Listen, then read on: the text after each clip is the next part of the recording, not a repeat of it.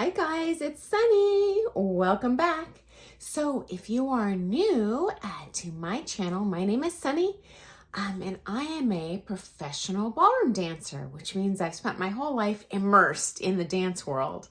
And so I'm here today to share with you an insider's perspective on what we've seen in this first series of Bravo TV's Dancing Queens. So just to give you a little background, I've liked that show, Housewives of, whatever, New Jersey, LA, whatever they do. Unfortunately, I get last dibs on the remote in our home, and I'm a wife and a mom, so I guess some of you, I'm sure, can identify with that. So I don't get to see the program much, but when I do see it, I always wish someone from inside of that subculture would share what the reality is, what's faked for the show, what's real in the show, because I'm always curious. So hopefully I can help you out with that today.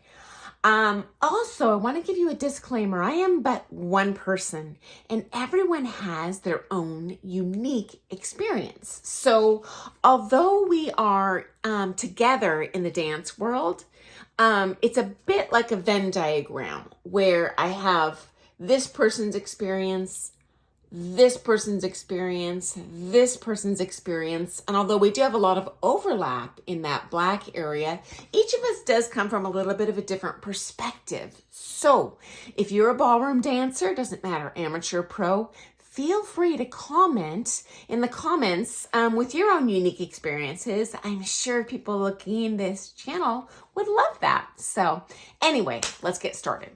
One of my students yesterday, so this one's for you, Bruce, asked if I could maybe break down why the dancers placed where they did in competition, because from their perspective, everyone kind of looked good and looked the same. And so I really had to reflect last night how I can communicate this in a way that's transferable and easily understandable to non-dancers, because I suspect that's primarily who's looking at these reviews of Dancing Queens, maybe not. So I'm going to do my best here. Number one, the dance clips in the show are tiny and short, so it was a bit of a challenge. Compared to judging a normal competition, you might see 60 seconds of dancing. In this case, we say, maybe 1 to 5 seconds. So it's not a lot to go on. But I did identify some things in those brief clips that made me think, yes, these marks are not political. They are legit and they're fair and they're justified. Secondly, in my experience with the brief bit of filming I've done in reality TV, the film crew is trying to catch shots of your face. So they're not really interested in showing the dancing accurately. They're interested in expression and something that can draw in every viewer, not just a dancer, and be interesting just to dancers. Also, the category you're seeing in this show is open, meaning they aren't in the beginning levels where you're limited to certain figures. So in ballroom dance competition, similar to ice skating, you have different divisions. And there are some elements in ice skating competition where they have required elements. You must do a single Lutz or whatever. Ballroom dancing is no different. So there are categories where we're limited in what we can do, and it's easier to compare apples and apples at that point. But in open, everyone you assume is going to be doing kind of the heels and toes and footwork correctly. And so at that point, there's more elements and you have a lot more variation in what you can do. As a matter of fact, it's possible in an open round that there's absolutely no overlap in the figures that you're comparing. This is partially why I think ballroom dance is not going to become an Olympic sport. I would love it to, but there's a lot more freedom, artistic freedom, in the way comps are currently designed, especially at the higher levels. So anyway, I did notice in these clips, I saw consistent with the dancers. There's a figure called a New York. And so I think if I break this figure down, you as a non-dancer might be able to rewatch these episodes and see a glimpse and see what I'm talking about when I'm comparing why one dancer might be a little bit stronger than another. And you see this figure, it's really common. It's actually a bronze figure, but you do it in open too, in both the cha-cha and the rumba. So I like the cross-pollination. You get more than one shot at taking a peek at this figure and how each lady executes it, okay? And again, this is subjective. It is dancing. Anytime you have a competition, you have usually an odd number of judges to help guarantee there's not ties, though sometimes there's ties. And it could be 3, 5, 7, depends on which competition judges. And honestly, almost all the time, the marks are going to be a little different for each judge.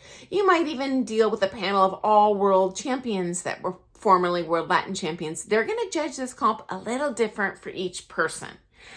So I am giving a wide brushstroke here, and are certainly artistically, people are completely entitled to and justified to their own opinions. These are just my opinions. I personally specialize in standard and not Latin, though like almost all pros, I do teach them all. So there are going to be pros in the industry that are going to be much more technically precise and give you much, much, much finer detail feedback on what I saw than I will. Though I also do want to keep these videos to under 10 minutes. So throw me a bone here. We're going to look at one figure and I'm going to put it in as tight and easy to understand as a nutshell as I can. So I figure the best way to do this is to isolate just with the picture. Okay. So, please forgive me. I'm not an artist, but I'm going to depict this in the best way I can. Okay. So what you're looking at here is a kind of a snapshot, of what a New York would look like in your cha-cha, or your rumba. And I'm just going to highlight kind of the differences between your kind of a little bit stronger dancer and maybe a textbook correct, but not as strong of dancer that's not going to get as high of marks in competition, and explain kind of some differences that I hope you can see when you're watching the show. Okay, so number one, we're looking at, there's different aspects of dancing. There's musicality.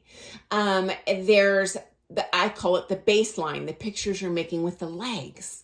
And in this case, I'm going to emphasize the top line because again, I can get sucked down this bunny hole for 3 hours. I'm just going to try to make it one figure to really make it easiest to understand. Okay.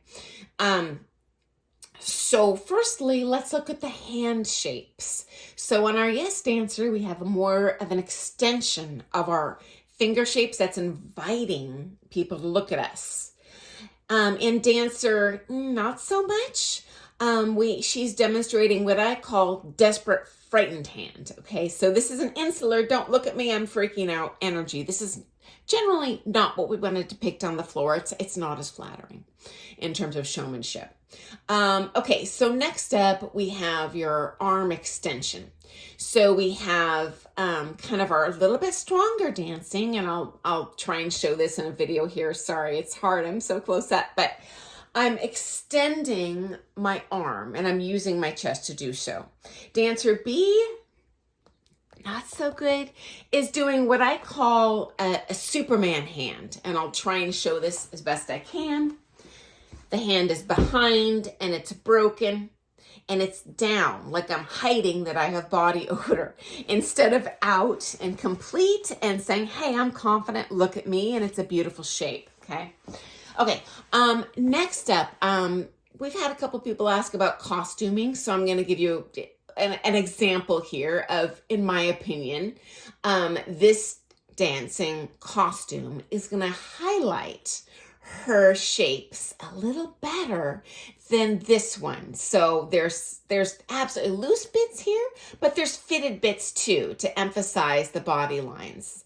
And this one is kind of baggy all over, so it's not going to emphasize as much. This also, and I mentioned in my last video, I feel her costume in the last comp may have hurt her marks a bit because it was so boxy. There was nothing, feathers.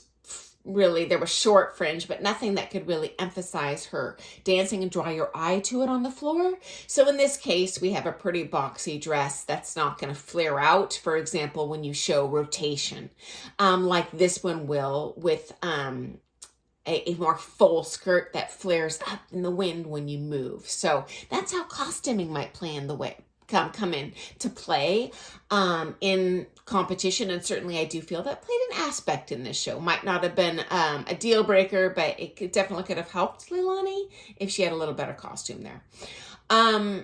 We have I mentioned the elbows sucked in, the costuming, the Superman hand, the arm extension. There's certainly projection with the chest. This person, and I'll try and show as best as I can, is hunched over, leaning forward. This is not as good of a posture in dancing. It's not going to give you as effective of a connection with your partner. And projection on the floor, compared to, we have kind of our little bit stronger dancer who is projecting that chest forward towards the partner so they can feel the center and they can lead you better. And you'll look better too. So once again, I apologize. I've gone over that 10-minute mark, but that's as concise and simple as I can convey one aspect of what these couples were judged on and why these ladies placed where they did. Go ahead and rewatch the episodes. If you catch glimpses of this figure, you're now armed with the information to see, oh, that's why Sabrina, placed a little higher than Donnie, for example. Nothing to do with her body. Totally has to do with the dancing. So I hope this was helpful. If you liked it, please give me a thumbs up. I'm not monetized. I just love seeing that. I love your comments. I love subscriptions. It just makes me happy. And if there's anything you want clarification on or another topic you think, hey, I'd love to hear kind of a perspective of someone that's totally inside this culture could share, please ask. I'm very happy to answer your questions. Okay, guys, have a wonderful day. Have a great weekend. Thanks for joining me. Doodles!